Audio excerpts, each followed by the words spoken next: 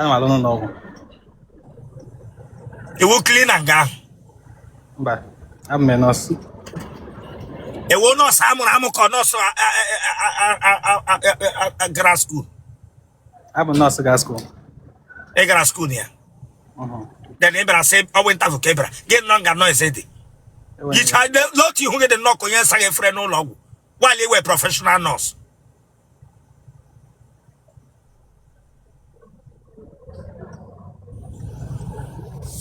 Who came upon her up and then on a prison in Nigeria. Eh? I come to come. Oh, look, who came on her up and then on a prison in Nigeria. I'm going to there. I can go back to the Inoga State. Don't come here, get big arm here and Gary. I think a mortuary attendant. Egram never nurse. Go back there, stay. I think a mortuary attendant. Ebrangeliga. What bingo? Yapodate in your nancy, and no mamma on your. It will not. Why you get me? I don't know what's me. Is she a mushy? But what you want? I'm a contact precaution. Patients never. Patients in Longaho, Hashigushi. I know when some respiratory disease nan and single, so I ain't going to teach me. I might have had your time, gave you one guy for interview. I'm requesting for a very long time. You didn't myself. I take yourself aside from that patient side. Can make it get you put that in. You get with that in the interview. Take yourself in a place where you can do interview, no noise. For how many years can you interview? What the like nature? Sing the phone. You be hacking, you know, you be hacking, and I knew who they are.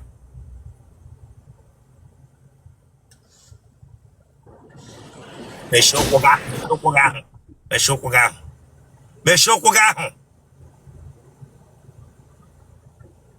will not.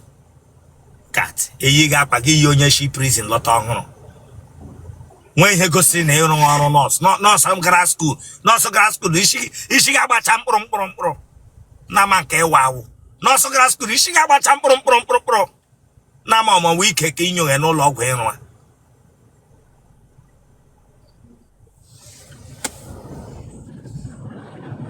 You went the look at a whole deep bad the cake or with the nurse due to fear. And when the ammo not look on what keep begging yakui na. What keep begging yakui na ye kaftan nage. I'm going to go see one corner small. Go the when the hego see no where I won't kick you. Brange will nurse. It will at least, mamma, I'll get married to her. Look at nothing. Look at any weather ammo. Eh? In when I'm a chile cabago, call it come to her. Eh? In when I'm. That was a phone. More crowd, I'm need. To a man. Omaka, I'm Omaka. Not a be here, they come now. Not a big hair, come now.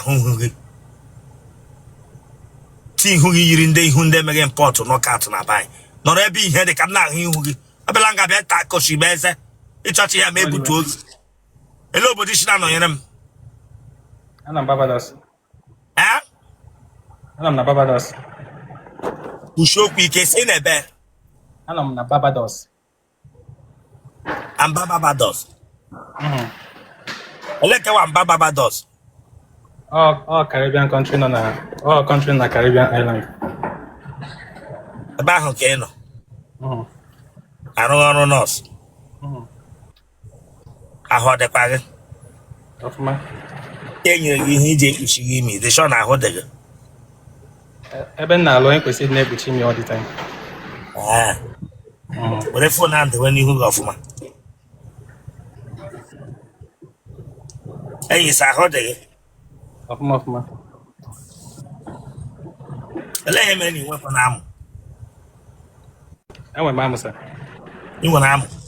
Didn't bag a you want arm, get them out, you try that pro. When they sent Tom go shinning with arm. Eh?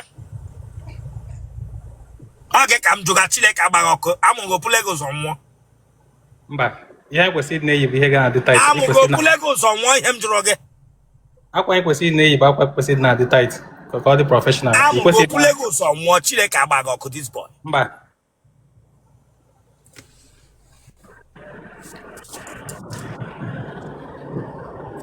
Barbados overseas or outside country?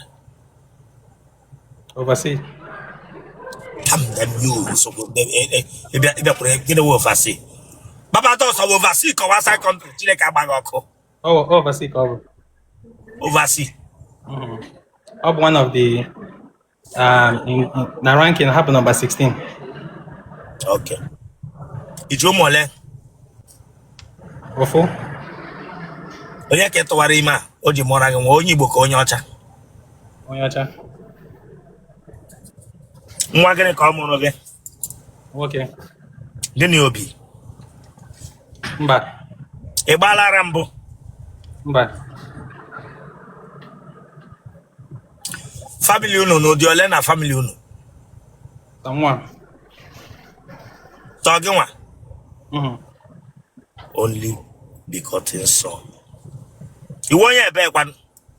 Abụ m onye Enugu steeti. Ebe na Enugu? Abụ m onye Agbogu. Tinye phone a n'ihu gị ọfụma. Tinye phone a n'ihu gị ọfụma. Tinye phone a n'ihu gị ọfụma. Kpọọla nụ punk lekwa isi gara aga akpọ ụdị isi eji emeghe advert 7up ọrịa shuga. Uwolison ọhịa iji were ntụtụ gị agbaga ya mkpụrụ nwa bingo. Ọ ga-abụ nga owele gaga na ga-ewere sponge n'aka ma ọ na foam na agbagharịga.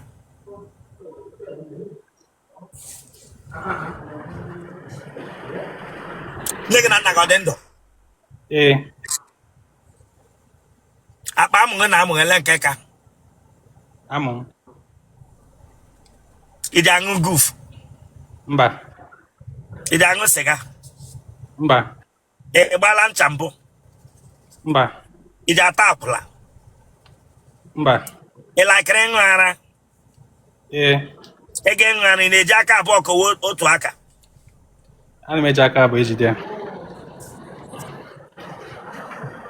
Because if you nweghị nwanne nwaanyị, that is why you can misbehave, do anyhow. Ara ị na-akwụ bụ ụgwọ isi ya. Ara ịṅụra ị na-agba ebe price drop ma ọ meet nne na nna ha kụọ aka n'ụzọ. Ịbịa ga-ewere aka afọ para ara nwa nwunye ọzọ. Ịma ọnwụ echi eme ya nwa gị ga-adị happy. Okay, come to if you born pikin tomorrow, ejiri aka abụọ para nwa gị, will you be happy? Man na ebe ahụ mgbe a na-eme ya. So mama. Them you, Chineke agbagọkọ ihe m jụrụ gị. Ịchọpụta sị eji aka abụọ apagara ya ọdọta, ị ga-adị happy? Mba. Delele ihe iji were aka abụọ apagara ụmụ nwa agbọghọbịa ịṅụ ara ha. Ọ na-asị m jiri aka na abụọ ejide ya. Okay, the girl na-asị gị jiri aka na abụ. Ee. Then gị nwa ma ihe nwe ike gwa ya sị kwụ bụ ụgwọ isi ya. Nwa bingo. Branga ana-asị gị jiri aka na abụ were para ya. Ijiri aka na abụ. Nwa mkpi. Eta marala nọ. Eta marala na ana-asị gị jiri aka na abụ were para ya. Ọṅụ ara. Ọhịa igbirigbo lekwe lips gị. I were lara dark na lips gị were mere lips blog ara. Begi mege blogger video ndị mmadụ. Ga were ọnụ emege blogger. Were ọnụ na aka emege blogger ara ụmụ nwanyị. Onye eriri koromonto ara man. Angala mala mpempe ọ ya mere. Asenge them you. Na-ekwu gara ekwu. A na-ekwu ka imere mmaga ọgwa onye ga-ara mgbe dị ntakịrị. Amaghị echi gara this boy. Mba. Engo na nne gị 9 months.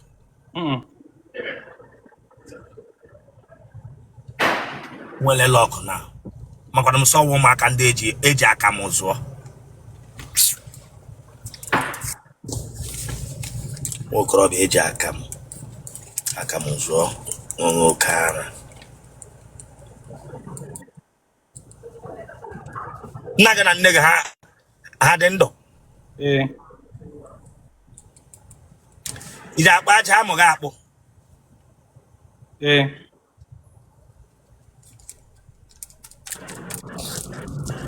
Ụmụ nwaanyị ole ka ị tarala? Ụmụnwaanyị ise. Ịtaba ha ele ihe na-agwa ha. Na ha na-atọ ụtọ. Ị na-agwa ha na-atọ ụtọ. Ebe ha tọgagoro ụtọ ele ihe mere na enwebe nke echuzụla ịlụrụ. Aka adịbe m ready. Na gịnị mere? Mgbe ahụ aka adịbe m ready. And ha na-eme ka ọgba ugbu a. Ya dara nledi ugbu a. Blọga ara edila nụ redio ugbu a. Ee.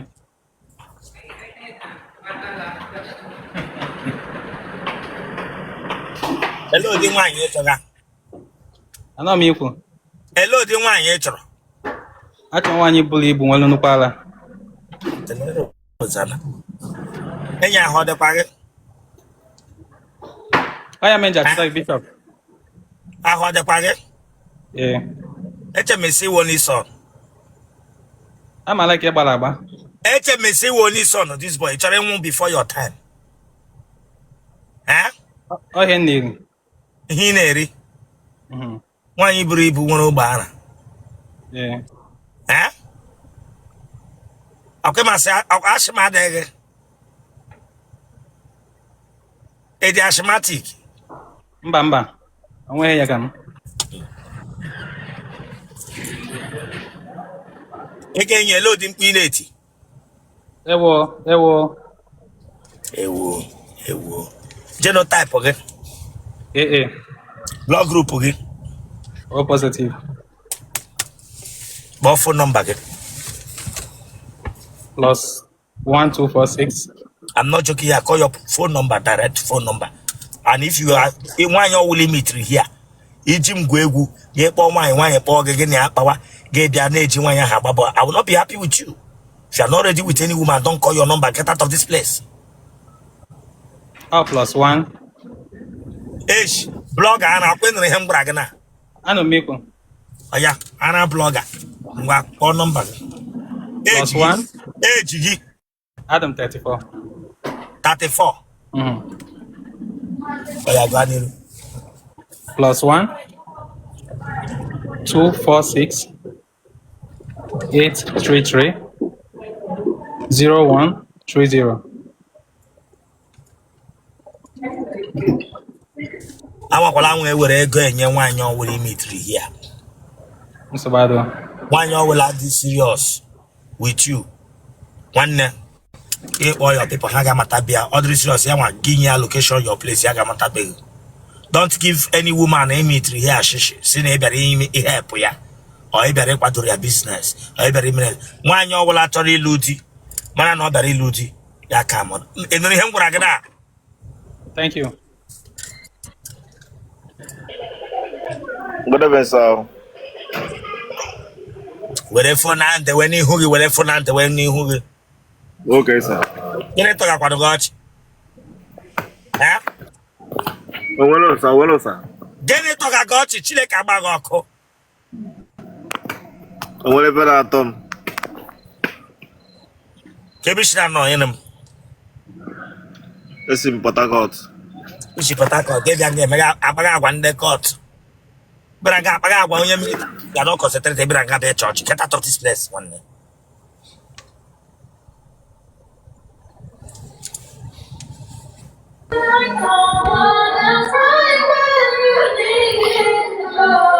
Bishop, good evening. Give follow. Leia.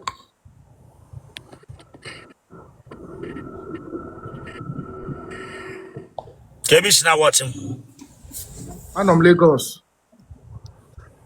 And you have clean screen the phone, okay? Oh!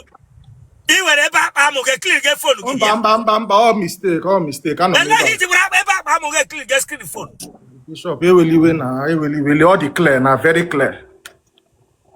I got declare he said it here. Yeah, whatever I'm okay, clean them phone here. You will win now. Bishop just come clean here. You will Biko. I'm okay.